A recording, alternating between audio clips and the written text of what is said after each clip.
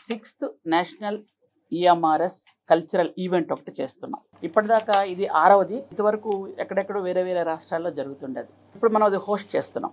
ఈరోజు టోటల్గా మన కంట్రీలో ఉన్నటువంటి 405 ఈఎంఆర్ఎస్ స్కూల్స్లో ఉన్నటువంటి పిల్లలందరూ కూడా ఇక్కడికి వస్తున్నారు.